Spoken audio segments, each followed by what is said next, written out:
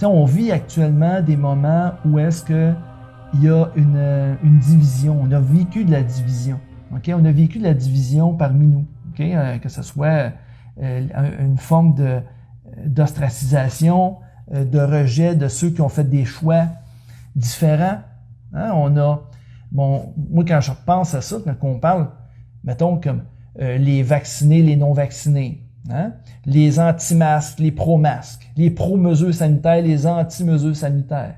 On appelle ça une polarisation, diviser pour régner. Okay? C'est tout le principe de, à quelque part, le but recherché qui est de diviser pour régner. Donc, pendant que nous, on s'obstine ou on s'oppose à savoir, hey, toi, t'es un pro-masque, t'es un anti-masque, t'es un pro-mesure, un anti-mesure sanitaire, pro-vaccin, anti-vaccin, tout ça polarise. On n'a pas de vue d'ensemble des processus.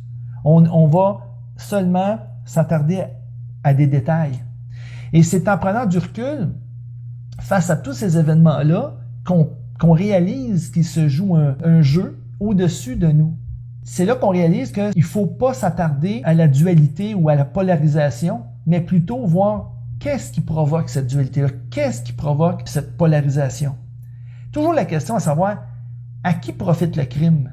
À qui ça profite qu'on s'entre-déchire? À qui ça profite qu'on se chicane, qu'on se divise, puis qu'on soit, je dirais, polarisé dans nos positions? À qui ça profite? C'est toujours la question qu'on doit se poser en tant qu'être humain, dire, quand on veut avoir une pensée universelle. C'était l'exemple des fourmis. Qu'il avait mis des fourmis dans un pot, OK? Un pot de vitre. Il avait mis des fourmis. Je pense que c'était des fourmis noires, des fourmis rouges, je sais pas trop. Ils étaient mélangés ensemble, je sais pas trop. Là, comme ça, là. Il y avait plusieurs fourmis dans le pot.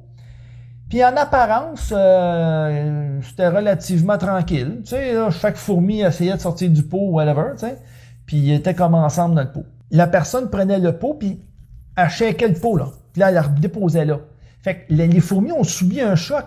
Ils ont subi un choc, se sont fait brasser, bing, bam, boum, dans le pot. Mais ils se sont tous mis à se battre les unes les autres puis à s'entre-déchirer parce que ils se sont sentis agressés dans l'instinct je dirais, de défense ou de survie. Hein?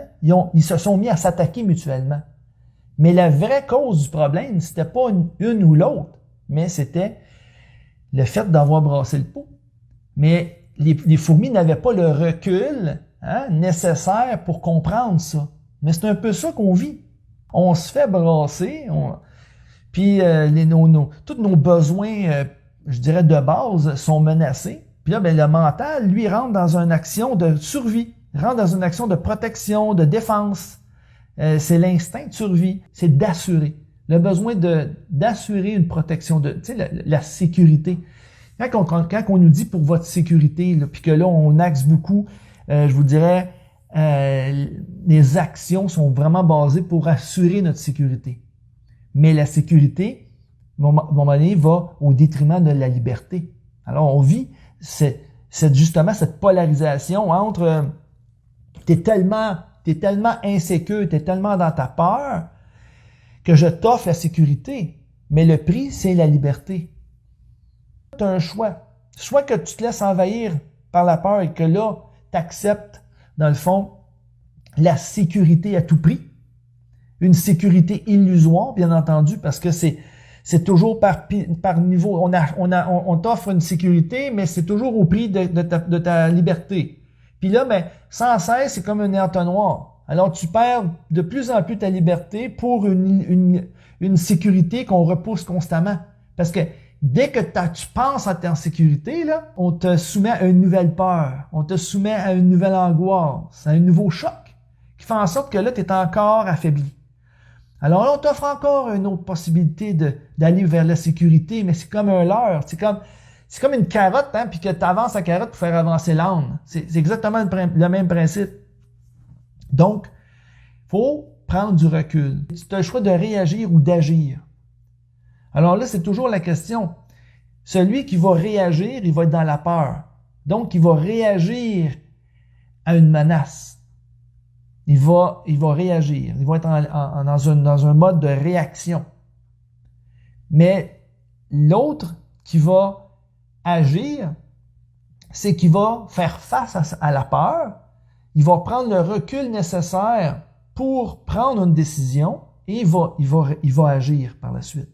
Il va prendre une décision, puis il va vivre les conséquences de décision, puis il va aussi reconsidérer sa décision. Puis il va bonifier aussi ses prochaines décisions face à l'expérience qu'il va avoir vécue avec sa décision antérieure. C'est comme ça qu'il va évoluer.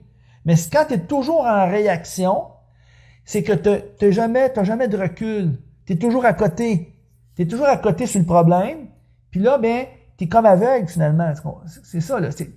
Ta vision est restreinte. Alors, c'est l'effet d'entonnoir. Et là, tu es sensible à être contrôlé et à être dirigé. Dirigé dans une direction que peut-être que tu n'aurais pas voulu aller. Mais compte tenu que tu manques de recul et que tu es en réaction, tu n'as pas toutes les facultés pour pouvoir jauger la situation et pour pouvoir prendre une décision libre et éclairée.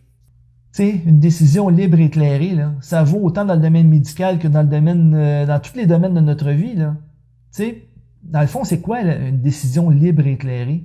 C'est l'exercice de notre libre arbitre en conscience. Je suis conscient de qui je suis, je prends du recul pour voir l'ensemble de la situation, et ensuite, je vais prendre une décision libre, parce que ça vient de mon être plus profond, ça vient de mon ressenti en lien avec mes valeurs. Alors, éclairé par la conscience, éclairé par mon intuition, éclairé par les informations. En tant qu'être conscient, je vais prendre de recul et je vais faire un effort de m'informer. Ça, c'est le secret pour prendre une décision libre et éclairée. Donc, le recul, le discernement, l'information, l'intuition, on va jauger. Comment faire la différence entre la propagande et l'information? C'est pas l'information ou la propagande le problème.